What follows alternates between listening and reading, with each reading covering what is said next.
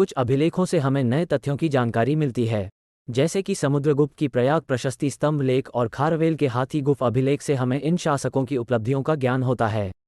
रुद्रदामन के जूनागढ़ अभिलेख से इस बात की जानकारी मिलती है कि उसका राज्य विस्तार क्या था। सातवाहन राजाओं का तो पूरा इतिहास ही उनके अभिलेख के आधार पर लिखा गया है। साहित्य से इन शासकों की उपलब्धियों पर बहुत कम प्रकाश पड़ता है। इसी प्रकार दक्षिण भारत के पल्लव, चालुक्य, राष्ट्रकूट, पांड्य और चोल वंश का इतिहास लिखने में इन शासकों के अभिलेख अति उपयोगी सिद्ध हुए हैं। विदेशी अभिलेख विदेशों से प्राप्त कुछ अभिलेखों से भी भारतीय इतिहास पर पर्याप्त प्रकाश पड़ता है।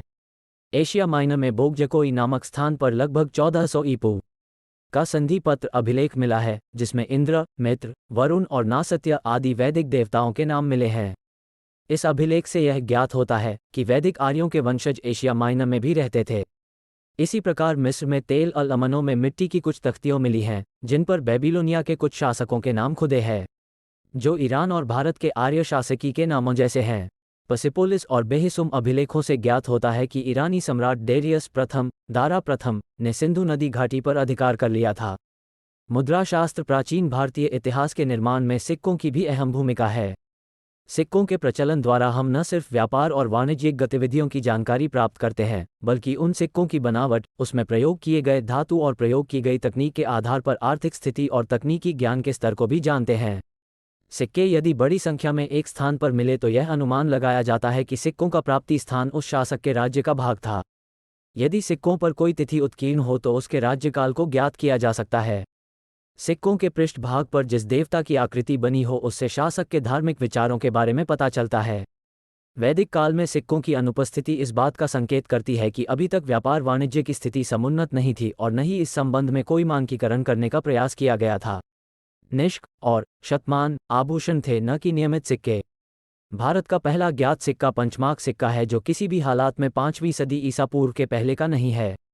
चूंकि ये सिक्के पंच या आहत की तकनीक से बनाए जाते थे, इसलिए ये पंचमार्क या आहत सिक्के कहलाए। इन सिक्कों पर किसी प्रकार के लेख नहीं है, किंतु विभिन्न प्रकार के चिन्ह उत्कीर्ण है, लेकिन जो चिन्ह उत्कीर्ण है उनका ठीक ठीक अर्थ हमें ज्ञात नहीं है। इन सिक्कों को राजाओं के अतिरिक्त संभवतः व्यापारियों की श्रेणियों और नगर निगमों ने जारी किया था। इनसे इतिहासकारों को इतिहास के निर्माण में सहायता मिली। सिक्कों की शुद्धता से किसी राजवंश के समय की आर्थिक स्थिति की जानकारी प्राप्त की जा सकती है।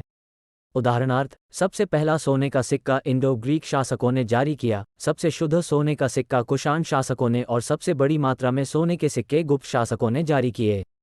लेकिन गुप्तों के सिक्कों में आई खोज से इस बात का संकेत मिलता है कि इसकी अर्थव्यवस्था पतनशील थी। दूसरी ओर सोने का प्रयोग सिर्फ बड़े लेन देन में किया जाता था, जबकि आम लेन देन में लेख युक्त सिक्के मौर्योत्तर काल में जब हिंद यूनानी शासकों ने भारत पर अधिकार जमाया तो उनके द्वारा लेखों वाले सिक्के जारी किए गए। इन सिक्कों पर लेखों के अतिरिक्त इसे जारी करने वाले शासकों की आकृति भी होती थी। हिंद यूनानी शासकों का इतिहास सिक्कों के आधार पर ही लिखा गया है। यूनानी शासकों के पश्चात जो शक, पहलव व कुषाण शासक भारत आए, उन्होंने भी हिंद यूनानी शासकों के अनुरूप सिक्के चलाए।